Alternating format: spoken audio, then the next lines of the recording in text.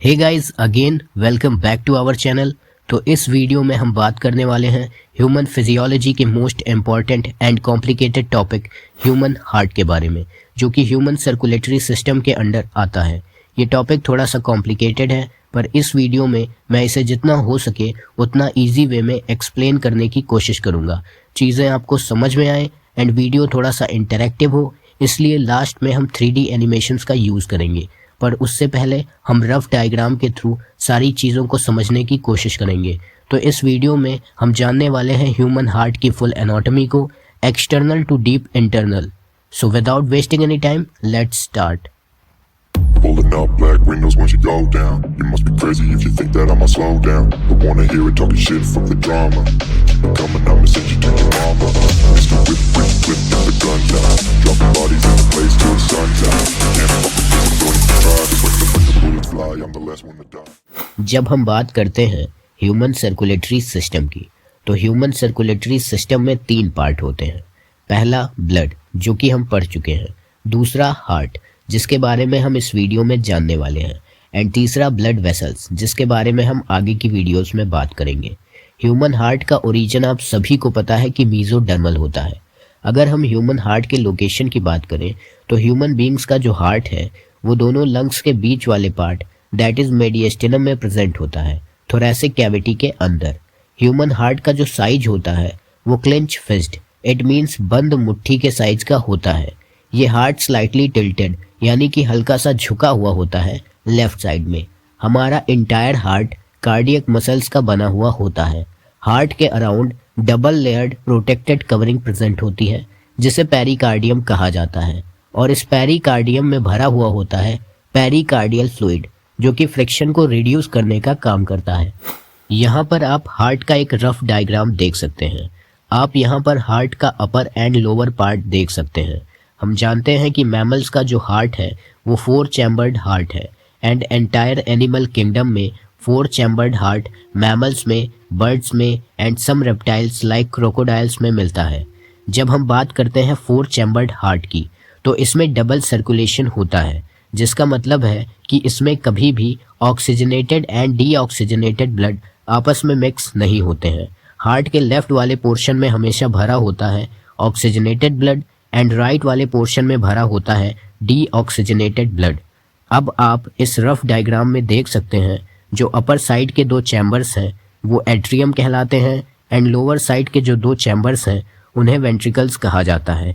अब हमने देखा एट्रियम और वेंट्रिकल के बीच एक सेप्टम प्रेजेंट है, जिसे हम एट्रियोवेंट्रिकुलर सेप्टम कहते हैं। ये एट्रियोवेंट्रिकुलर सेप्टम थोड़ा सा हार्ट के अपर साइड की तरफ, इट मीन्स थोड़ा सा एट्रियम की तरफ लोकेटेड होता है, इसीलिए वेंट्रिकल की कंपैरिजन में एट्रियम छोटा होता है। तो जब भी पूछा जाए कि एट्रियम और वेंट्रिकल में किसका साइज बड़ा, तो आप कहोगे वेंट्रिकल का। वो पूछेगा किसकी वजह से, तो AV septum slightly shifted towards the atrium side. हम जब बात करते हैं एट्रियोवेंट्रिकुलर सेप्टम की, तो ये बना होता है थिक फाइब्रस कनेक्टिव टिश्यू से। इसमें कार्डियक मसल्स बिल्कुल भी प्रेजेंट नहीं होती।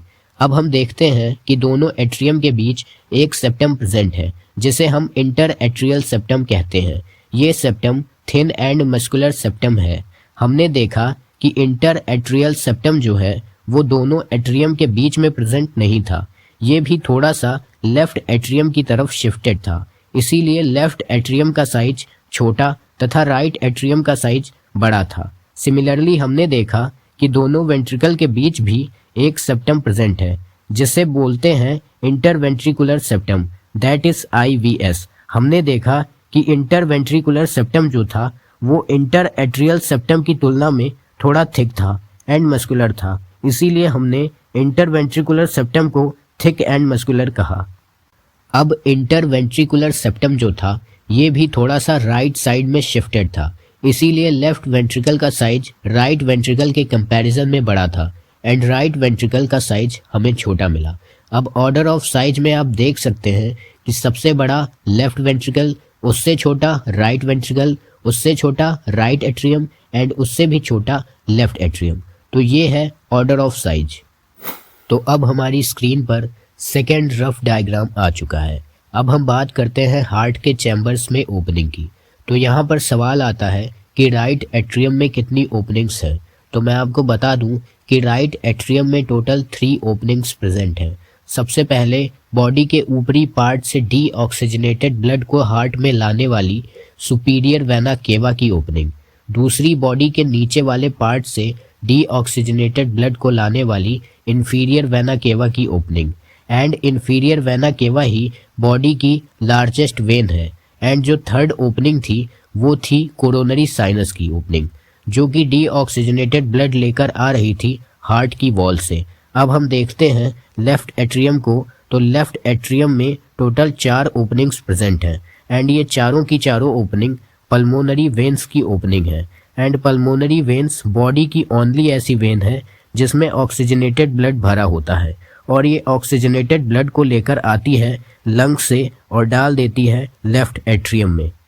अब अगर हमसे कोई पूछता है कि एट्रियम एंड वेंट्रिकल में से किसकी वॉल की थिकनेस ज़्यादा है, तो मैं आपको बता दूं कि वेंट्रिकल की वॉल एट्रियम की वॉल की तुलना में बहुत ज़्यादा थिक है। और वेंट्रिकल में भी अगर पूछे कि सबसे मोटी वॉल किसकी, तो सबसे मोटी वॉल जो होती है वो लेफ्ट वेंट्रिकल की होती है, क्योंकि लेफ्ट वेंट्रिकल ही सबसे ज़्यादा प्रेशर जनरेट करता है, क्योंकि उसे बॉडी में बहुत दूर तक, या मैं कहूँ बॉडी के मोस्टली पार्ट तक ब्लड को पंप करना होता है। ओके, सो हम नेक्स्ट इमेज पर शिफ्ट हो चुके हैं। तो हमने अभी बोला था कि जो लेफ्ट एट्रियम है उसने पल्मोनरी वेन से ऑक्सीजनेटेड ब्लड कलेक्ट कर लिया था। आपने देखा राइट एट्रियम ने डीऑक्सीजनेटेड ब्लड ले लिया था कहाँ से, सुपीरियर वेना केवा से, इंफीरियर वेना केवा से एंड कोरोनरी साइनस से। अब ये जो एट्रियम है ये अपनी अपनी साइड के वेंट्रिकल्स में खुलते हैं। लेफ्ट वाला एट्रियम लेफ्ट वेंट्रिकल में खुलेगा एंड राइट वाला एट्रियम राइट वेंट्रिकल में खुलेगा। तो कहने का मतलब है कि जब ये अपने अपने साइड के वेंट्रिकल में खुलेंगे तो ये जो एवी सेप्टम था यानी कि एट्रियो वेंट्रिकुलर सेप्टम था, इसमें कोई ना कोई तो वैल्व होनी चाहिए ना, बिल्कुल होनी चाहिए। हमने देखा लेफ्ट एट्रियम और लेफ्ट वेंट्रिकल के बीच जो वैल्व है उसे कहते हैं बाइकस्पिड वैल्व या मिट्रल वैल्व। इसको बाइकस्पिड क्यों बोला, क्योंकि ये 2 मस्कुलर फ्लैप्स और 2 मस्कुलर कस्प से बना था। फिर हमने देखा कि राइट एट्रियम और राइट वेंट्रिकल के बीच भी वैल्व प्रेजेंट है जिसको ट्राइकस्पिड वैल्व कहा जाता है, और ट्राइकस्पिड इसलिए बोला गया क्योंकि ये 3 मस्कुलर फ्लैप्स और कस्प से बना हुआ था। मतलब राइट एट्रियम से ट्राइकस्पिड वैल्व के through deoxygenated blood right ventricle में गया, लेफ्ट वाले एट्रियम से बाइकस्पिड वैल्व के through oxygenated blood left ventricle में गया। अब जब लेफ्ट वाले वेंट्रिकल में कॉन्ट्रैक्शन होगा तो लेफ्ट वेंट्रिकल से ऑक्सीजनेटेड ब्लड एओर्टा में जाएगा। इस एओर्टा में ब्लड जाएगा मतलब ऊपर की तरफ जाएगा, मतलब ये असेंडिंग एओर्टा में ऊपर की ओर जाएगा, और फिर ये एओर्टा हार्ट के पीछे से होता हुआ नीचे की तरफ हमें दिखाई दे रहा है। तो जब भी पूछे कि बताओ लेफ्ट वाला वेंट्रिकल क्या करता है, तो आप कहोगे ऑक्सीजनेटेड ब्लड को एओर्टा और सिस्टमैटिक आर्टरी में भेजता है। वो पूछेगा कि बताओ राइट वाला वेंट्रिकल क्या करता है, तो जब भी राइट वाले वेंट्रिकल में कॉन्ट्रैक्शन होगा तो वो डीऑक्सीजनेटेड ब्लड को पंप करेगा पल्मोनरी आर्टरी में, और ये पल्मोनरी आर्टरी ब्लड को लेकर जाती है लंग्स के पास फॉर ऑक्सीजनेशन। और ध्यान रखना कि पल्मोनरी आर्टरी बॉडी की एकमात्र ऐसी आर्टरी है जिसमें डीऑक्सीजनेटेड ब्लड भरा होता है। अब सवाल आता है कि क्या पल्मोनरी आर्टरी और एओर्टा में कोई वैल्व नहीं होता है। पल्मोनरी आर्टरी के भी बेसल पार्ट पर सेमी लूनर वैल्व होता है और एओर्टा के भी बेसल पार्ट पर सेमी लूनर वैल्व होता है। जब ये वैल्व खुलेगा तभी ब्लड जाएगा वेंट्रिकल से एओर्टा और पल्मोनरी आर्टरी में। अब सवाल आता है कि इन वैल्व का क्या फ़ायदा है। एक्चुअली ये वैल्व एट्रियम से ब्लड वेंट्रिकल में लाते थे एंड वेंट्रिकल से एओर्टा और पल्मोनरी आर्टरी में लेकर जाते हैं, कभी भी अपोजिट डायरेक्शन में नहीं जाने देते हैं। तो इसका मतलब ये निकला कि ये जो वैल्व होते हैं हार्ट में ये ब्लड को यूनी डायरेक्शनल पाथ प्रोवाइड करते हैं, मतलब ब्लड के बैक फ्लो को रोकने का काम करते हैं। तो अगर हम हार्ट की इंटरनल स्टडी करना शुरू करें तो उसके बारे में हमें क्या पता चलेगा। तो अगर हम हार्ट का सेक्शन लेकर बात करेंगे तो हम क्या देखेंगे कि हार्ट की वॉल में एक स्पेशल टाइप का मस्कुलेचर प्रेजेंट होता है जिसको बोलते हैं नोडल टिश्यू। इस नोडल टिश्यू में ही आते हैं अपने पास ये SA node, AV bundle, Purkinje fibres, left and right branch and internodal pathway. ये सभी प्रेजेंट होते हैं हार्ट की वॉल में। अब इसे स्पेशल मस्कुलेचर क्यों कहा? क्योंकि ये न्यूरॉन्स की तरह इम्पल्स को जनरेट भी कर सकते हैं एंड इम्पल्स का कंडक्शन भी कर सकते हैं। तो नोडल टिश्यू में SA node, AV bundle and Purkinje fibres, ये सारे के सारे वो पार्ट थे जो कि ऑटो एक्साइटेबल हैं, मतलब कि बिना किसी एक्सटर्नल स्टिमुलस के हार्ट में ये एक्शन पोटेंशियल जनरेट कर सकते हैं। नोडल टिश्यू इम्पल्स का कंडक्शन भी करते हैं। लेकिन एसए नोड की इम्पल्स जनरेट करने की रेट अलग है।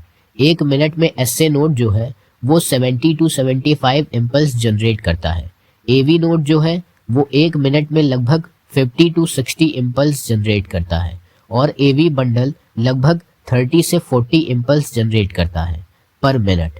अपने पास परकिंजे फाइब्रस है जो कि लगभग 25 से 30 इम्पल्स जनरेट करता है पर मिनट। इसीलिए एनसीईआरटी में लिखा है कि एक्शन पोटेंशियल जनरेट करने की रेट जो थी वो नोडल टिश्यू के अलग अलग पार्ट्स पर वेरी कर रही थी इन अ गिवन टाइम पीरियड। आपने देखा कि 1 मिनट में सभी के एक्शन पोटेंशियल जनरेट करने के रेट अलग अलग थे। सबसे ज़्यादा कौन कर रहा था? एसए नोड, और ये एसए नोड सबसे ज़्यादा इम्पल्स जनरेट करता है, लगभग 70 से 75 इम्पल्स पर मिनट जनरेट करता है। इसलिए हमारा हार्ट 1 मिनट में 72 से 75 टाइम्स बीट करता है, मतलब एवरेज 72 टाइम्स बीट करता है। किसकी वजह से? एसए नोड की वजह से। तो जब भी पूछे कि हार्ट बीट को इनिशिएट कराने का काम and normal rhythm of heart beat को मेंटेन कराने का काम कौन करता है, तो मैं कहूँगा एसए नोड करता है। इसीलिए इस एसए नोड को पेसमेकर भी कहते हैं। एसए नोड ने जो इम्पल्स जनरेट किए वो इस इंटरनोडल पाथवे से होते हुए एवी नोड तक पहुँचे। फिर एवी नोड से एक बंडल निकला नोडल टिश्यू का, जिसको बोलते हैं एवी बंडल। वो एवी बंडल एवी नोड से निकला और नीचे की तरफ जाने लगा और नीचे की तरफ जाकर वो पहुंचा इस इंटरवेंट्रिकुलर सेप्टम में। ये इंटरवेंट्रिकुलर सेप्टम में जाकर मर्ज हो गया एंड इंटरवेंट्रिकुलर सेप्टम के एंटीरियर पार्ट में जाकर ये 2 ब्रांच में डिवाइड हो गया। एक ब्रांच तो वो जो लेफ्ट वेंट्रिकल के वॉल में गई थी एंड दूसरी ब्रांच वो जो राइट वेंट्रिकल के वॉल में गई थी। और याद रखना, जब भी पूछे एवी बंडल कहाँ पर राइट एंड लेफ्ट ब्रांच में डिवाइड हुआ, तो आप कहोगे interior part of interventricular septum में।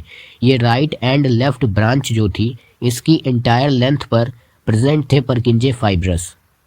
ये भी पूछ सकता है कि बताइए direction of impulse conduction in heart.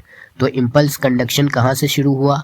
पहले एसए नोड, फिर एवी नोड, फिर एवी बंडल, फिर परकिंजे फाइब्रस। ये डायरेक्शन थी, ठीक है। वो पूछेगा हार्ट में सबसे तेज इम्पल्स कौन जनरेट करता है?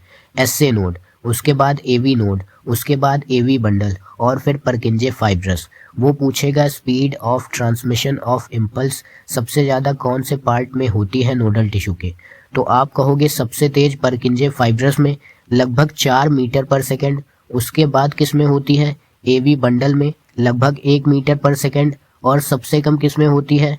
एवी नोड में, लगभग 0.3 मीटर पर सेकेंड। तो यहाँ से सिर्फ यही क्वेश्चंस आएंगे और कुछ भी नहीं आएगा। हाँ, वो ये भी पूछ सकता है location of SA node and AV node. तो एसए नोड जो है वो राइट एट्रियम के अपर राइट कॉर्नर में लोकेटेड होता है एंड एवी नोड जो है वो राइट एट्रियम के लोअर लेफ्ट कॉर्नर में लोकेटेड होता है। इसका मतलब है कि SA node and AV node दोनों राइट एट्रियम से रिलेटेड है, लेफ्ट एट्रियम से कोई मतलब नहीं है। तो अगर मैं आपको 3D एनिमेशन के थ्रू परकिंजे फाइब्रस को हार्ट के अंदर दिखाने की कोशिश करूं तो वो कुछ इस तरीके का दिखाई देगा। यहाँ पर आप हार्ट के वॉल के अंदर परकिंजे फाइब्रस को आसानी से देख सकते हैं।